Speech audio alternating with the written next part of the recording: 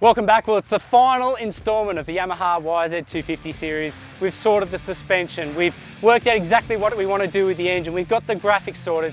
Now it's finally time for race day. We're at Mt Kembla. It's one of the best circuits in New South Wales. I cannot wait.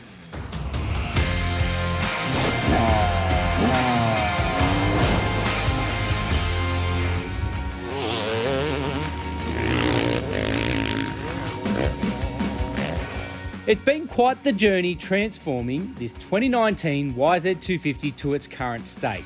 But there is no way to benchmark a motocross bike than to put it in competition. So we've entered round one of the 2023 Wollongong Motorcycle Club point score, where the 252 stroke will take on an open field including 250 and 450 four-strokes, as well as numerous other two-stroke machines.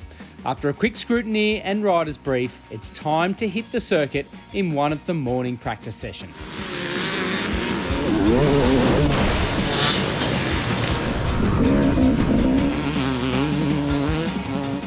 So we've just gone out and done our practice session for today.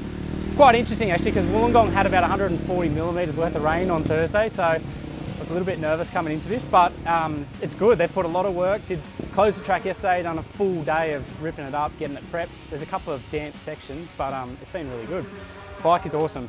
You might remember one of the last episodes, Darren said, get yourself a set of new tyres. So I've done that, Dunlop MX33s front and rear, and it has made the world of difference. I think those old 5-year-old rubber was like rock. So now we're on to race. I think there's about 3 or 4 races before we're on. My next conundrum is I've never done a race start on this bike. Fingers crossed. In hindsight, some practice starts might have been a good idea in the lead up to race day, but sometimes life just gets in the way. Despite a poor jump off the line in race 1, we emerged from the first turn fairly high in the order, and it isn't long before the YZ is working its magic to deliver a fun, enjoyable ride.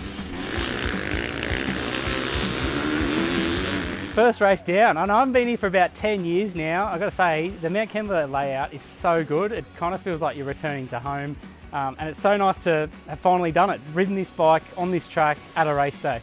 The bike itself is awesome. New tyres have made a big difference, but yeah, probably not surprisingly, it's like the sum of all the different parts, the things that we've fixed. The suspension is nice and progressive, even as the track chops up. The jetting is perfect, so like you can ride a taller gear through a lot of the stuff. And even in sort of thick mud, skatey surfaces, and as the track becomes increasingly chopped up, it's getting the power down. So this bike is doing exactly what we set out to achieve. So I think that's a massive success.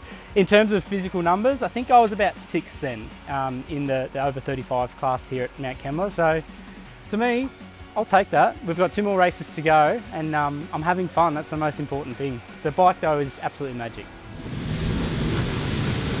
As the day progresses, our starts slowly improve and the YZ250 is faultless across varying track conditions. I feel as though I've tamed the beast, so to speak, and emerged from every race with a huge smile and motivated to keep improving my speed and performance. The YZ250 gets a massive thumbs up from me.